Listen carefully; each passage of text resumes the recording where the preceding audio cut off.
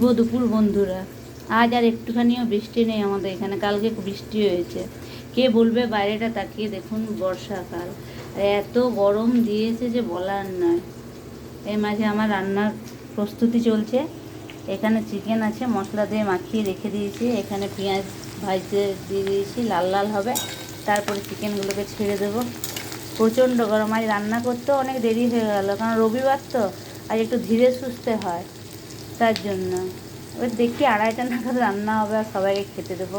আমার বাড়িতে অত তাড়াহুড়োও নেই যে দিয়ে দাও দিয়ে দাও, দিলেই হয়। তবুও আমার একটু খারাপ লাগে।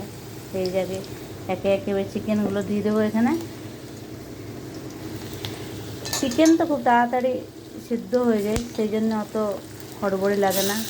মাটন হলে কষ্ট হয়,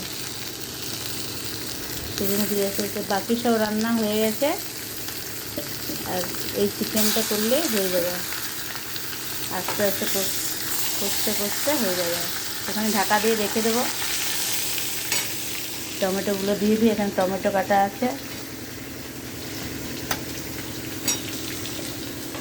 আপনাদের ওখানে কেমন বর্ষা হচ্ছে জানি না, আমাদের এখানে এবার বর্ষার পরিমাণটা খুবই কম, বর্ষা হচ্ছেই না।